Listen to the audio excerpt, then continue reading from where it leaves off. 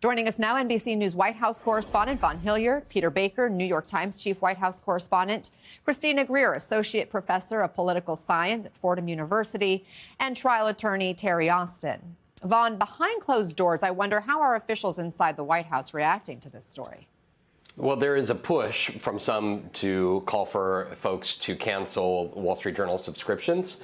This is a heavy emphasis on a potential lawsuit that the president has indicated over the last 12 hours that he intends to file against the Wall Street Journal. Last night, in that Wall Street Journal article, they note that they talked with the president on Tuesday evening, and he threatened to file that lawsuit if they were to move forward with their publishing, which in fact they did. Of course, the president reached settlements with ABC and CBS over the last 7 months, and he, in social media posts, indicated that he intends to win these lawsuits again.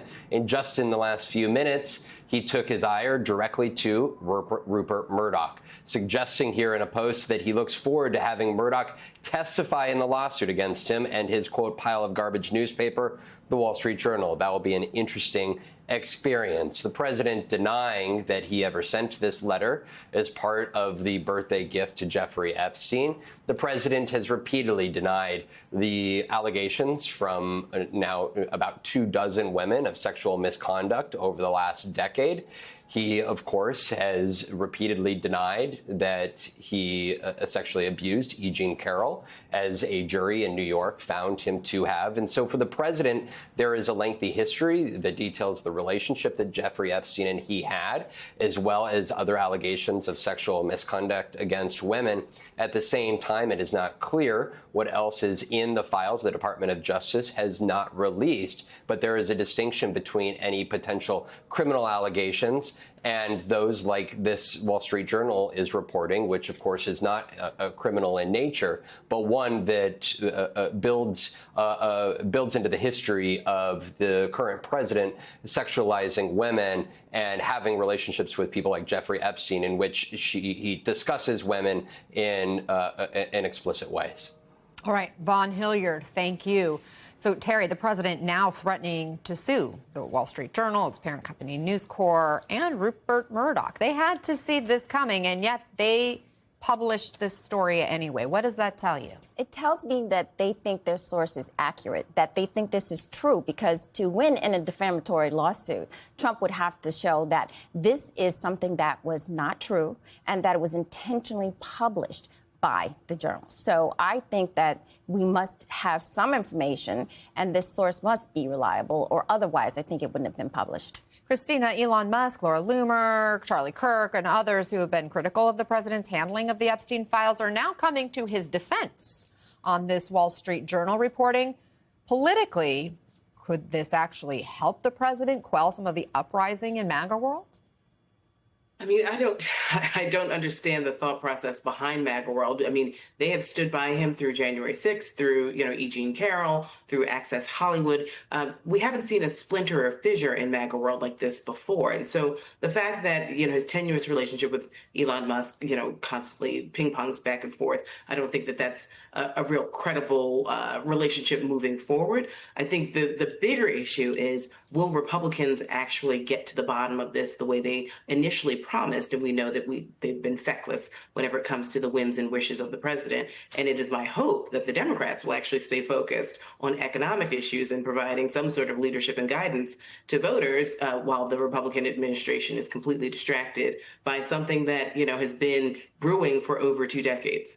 Well, and it doesn't seem like this is going to end anytime soon. There are new developments, Peter, in that the president is also calling for the release of what he called any and all pertinent grand jury testimony. This is after, for days, he's been, trashing all this hype about the Epstein files, even calling his own supporters stupid for caring and for falling for what he called a hoax. What do you make of how he's changed his position? Well, obviously, it shows how much heat he feels from his base about this. He feels the need to try to satisfy them. The worry, I would think, for the White House is that it won't satisfy them, that you're going to release documents, and particularly if you're using pertinent as a filter in effect to say we're only going to release some stuff and not all stuff, or you're going to redact some documents or what have you. There will only be those people who will then suspect, well, wait a second, what did you redact? What did you not release? What is what is it you don't consider to be pertinent, but we might consider to be pertinent? It's also worth noting that a judge would have to approve this. It's not a given that a judge would, but it's his way of trying to address his MAGA base, saying, I'm for transparency, I'm for releasing information. It's a fraught idea because it probably won't make this go away. But he looks like he's trying to do anything he can to quell this rebellion inside his base, a rebellion the likes of which we haven't really seen. And going after the journal is another way of doing that. It's a way of distracting attention by creating a common enemy rather than fighting among themselves.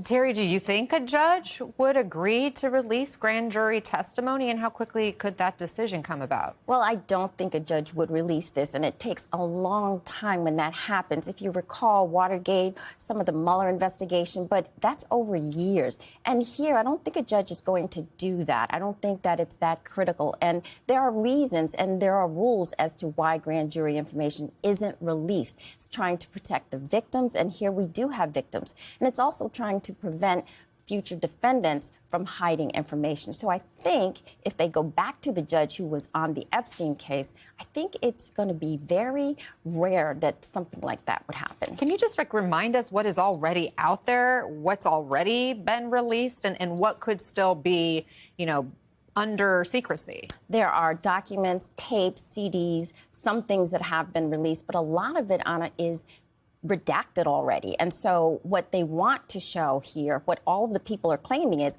look, there has to be transparency. We have a right to know. If there are criminals involved, if there are sex trafficking going on, we need to see all of this. And so they want unredacted. They want names. They want addresses. They want everything.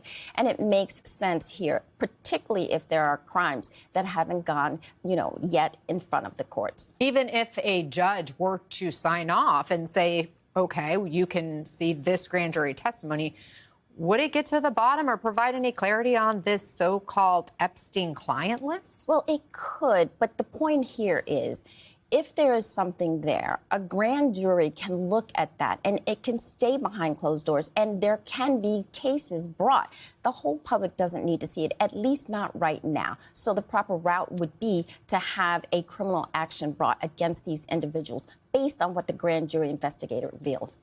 And of course, Peter, we're also hearing some of the president's allies call for a special prosecutor. What's the White House saying about that?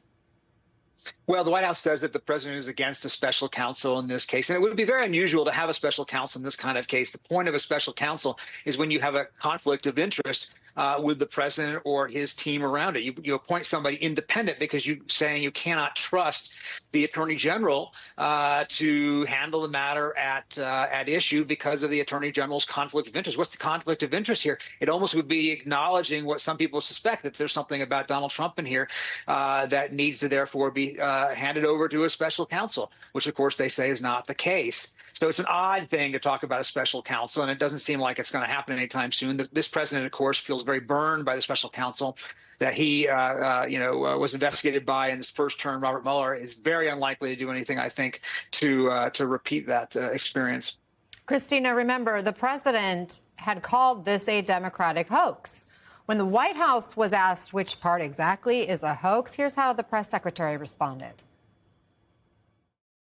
The president is referring to the fact that Democrats have now seized on this as if they ever wanted transparency when it comes to Jeffrey Epstein, which is an asinine suggestion for any Democrat to make. The Democrats had control of this building, the White House, for 4 years, and they didn't do a dang thing when it came to transparency in regards to Jeffrey Epstein and his heinous crimes.